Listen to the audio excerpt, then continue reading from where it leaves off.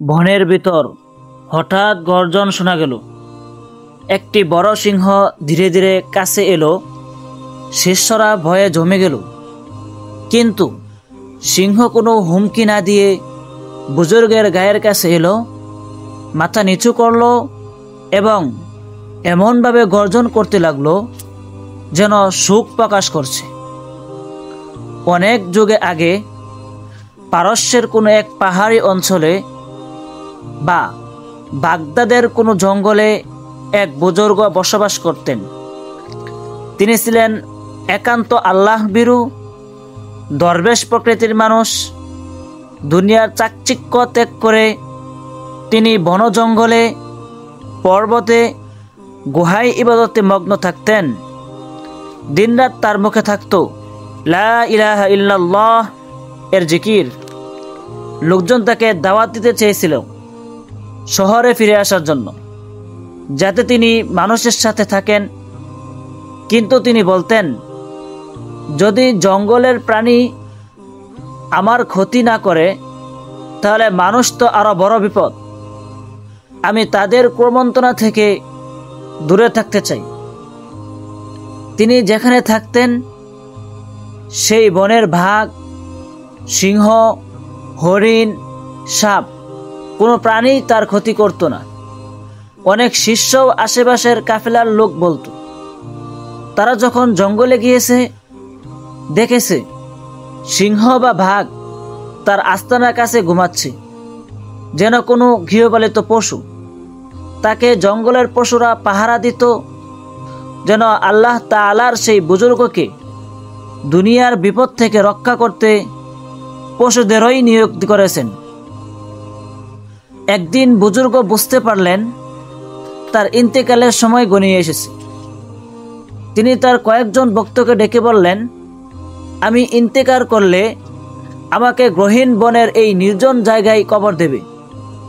কোনো শহরে নিয়ে যেও না, পশু পাখি আমার জন্য দোয়া করবে। ভক্তরা তার কথা মেনে নিল। বুজুর্গ ইন্তেকাল করলেন গভীর রাতে। তার শিষ্যরা কোরআন তেলাওয়াত করত, দোয়া আর কান্নায় মগ্ন হয়ে গেল। সকালে যখন জানাজার জন্য তারা প্রস্তুত হলো, তখন আশ্চর্য ঘটনা ঘটতে শুরু করলো।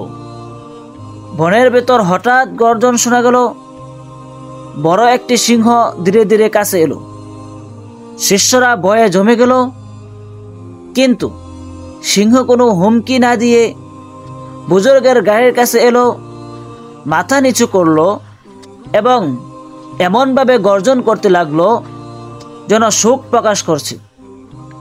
সিংহ বুজুর্গের মৃতদেহের চারপাশে 3 বার ঘুরল। প্রত্যেকবার সে মাথা নিচু করে ঝুঁকে থাকত। তারপর শিষ্যদের জানাজার সাথে সাথে সিংহ বসে থাকলো। শিষ্যদের মধ্যে একজন বর্ণনা করেছিলেন, সিংহটি এমনভাবে বসেছিল যে সে আমাদের সাথে দোয়া করছে। শিষ্যরা বুজুর্গকে কাফরে মুড়িয়ে যখন কবরে শুইয়ে দিল, তখন সিংহ কবরে মুখ নিচু করে কয়েকবার মাটি স্পর্শ করল। কেউ কেউ বলেন সিংহের চোখ দিয়ে জল পড়ছিল, যা মানবীয় আচরণের মতোই ছিল। কবর দেওয়া শেষ না হওয়া পর্যন্ত সিংহ সেই কবরের পাশেই পাহারারত রইল। কেউ কাছে এলে সে গর্জন করে দূরে সরিয়ে দিত, যেন সে বলছে, এখন ডিস্টার্ব করো না, বুজুর্গের সঙ্গে আমার শেষ বিদায়। বুজুর্গের মাজারটি ধীরে ধীরে আশেপাশের মানুষের কাছে পরিচিত হলো। মানুষ বলতে লাগলো, যে সিংহ বুজুর্গের জানাজায় অংশ নিয়েছিল সে আসলে আল্লাহর রহমতের চিহ্ন।